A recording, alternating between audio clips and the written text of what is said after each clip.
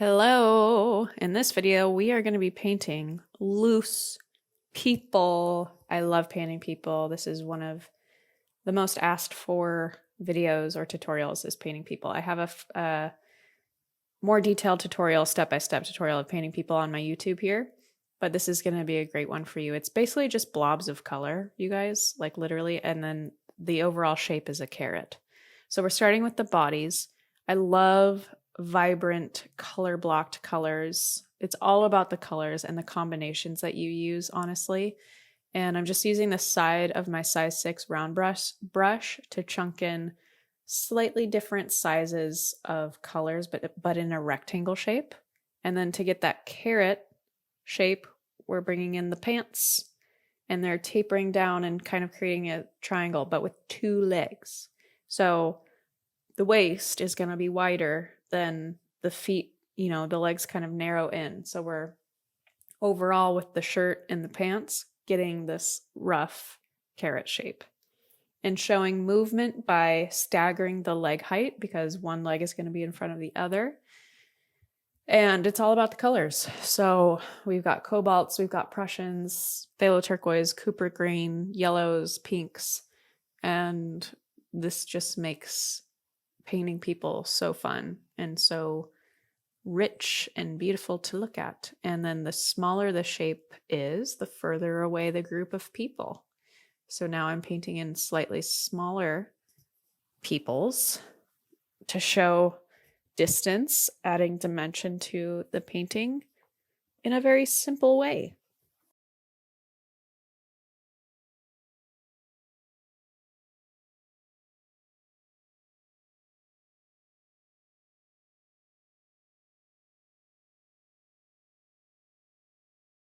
And then also same thing, going for that carrot shape overall for my peoples. And I love putting people on the beach. So we're doing phthalo turquoise with a little cobalt blue and still using that size 6 round brush to drag a blue line across the horizon.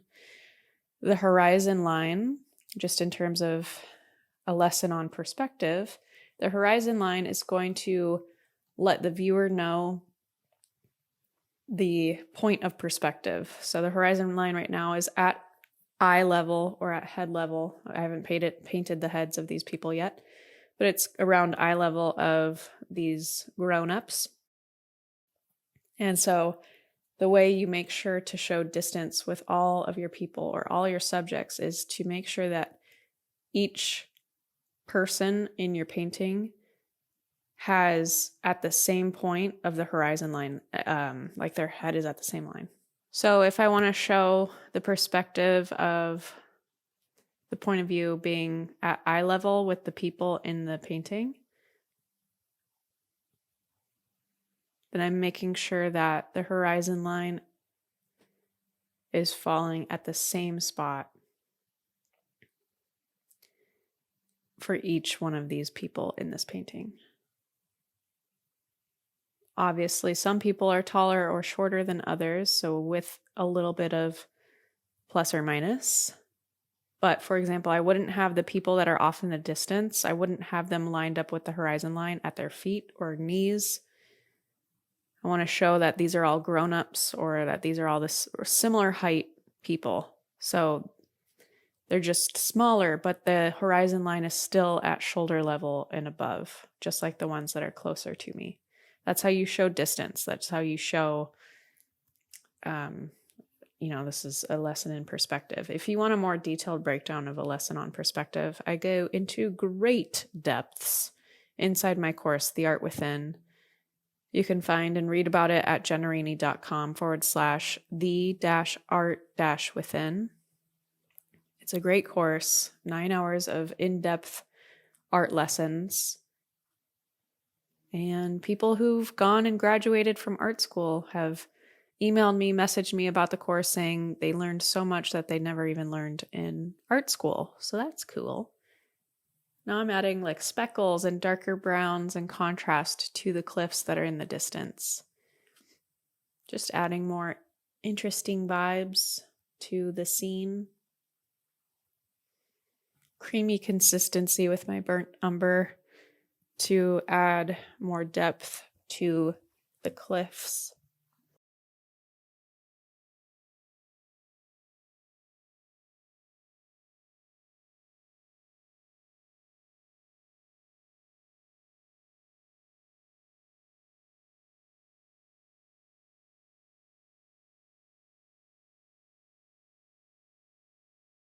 Very simple, very loose, but such a fun way to practice painting people. And I love this style. I think this is a really fun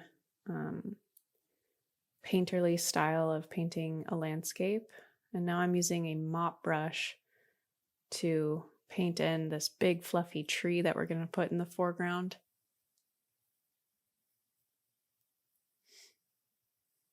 To just fill out this scene a bit more. I love using mop brushes for painting trees because they don't have any snap in the hair, so it doesn't snap back into its original form. It just kind of pushes into whatever shape. Whenever you place it down on the paper, it comes up looking different. So it gives you a new, different look each time you use it or put it down to paper. And then adding splatter to the tree is also a fun way to show little tiny leafy details in a more abstract way and more painterly way. So I'm doing that. And the next step will be the trunk that we're just going to carve out on top of the cliff and a little line for the sea.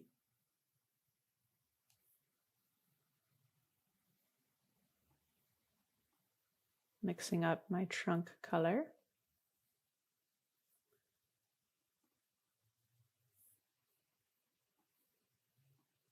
And painting that in with the round size 6 brush.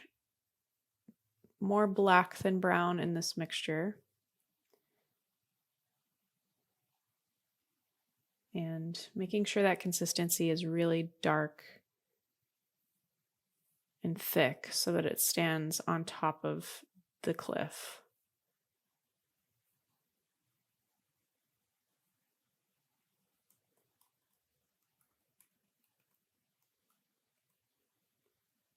And then with a size 2 brush, I'm painting in really thin, skinny, and lots of branches, because I think this is the funnest part of painting trees in this style. I also like to use the bottom of the handle of the brush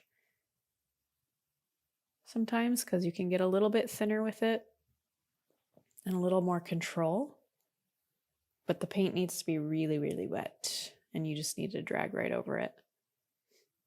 So the more thin, skinny branches, the better. It's like, I don't know what type of tree it is, but when you go to the central coast of California, like in Carmel, Northern California has a lot more of these trees than Southern California, but they just are so cool looking. Maybe it's I don't know what type of tree it is. I really should know this because I am native to California.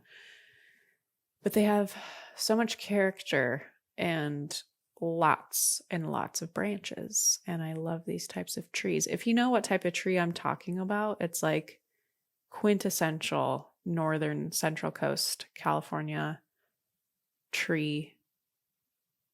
And it's, I don't know what it is. Added a little extra fluff on the edge here. Couple more branches. Make this a bit fuller mainly because I didn't want to paint in the sky. I didn't feel like it. So I wanted something more interesting in the foreground that also kind of took up that sky space. And that white contrast just makes it feel like it's a bright sunny day. We can't even see the color in the sky. It's so bright. And that sun is coming directly from the where they're walking towards, and so that's why their shadow is behind them. So they're walking into this white light, this blinding light. Just finishing up the details of this piece with the size 2 brush and painting in those thin and skinny branches all over the place because it's fun and it makes it feel more detailed than it actually is. But there you have it. If you want more of an in-depth tutorial on painting people, I'll link to the video on this channel where I go into detail. But thank you for watching, and I'll see you in the next video.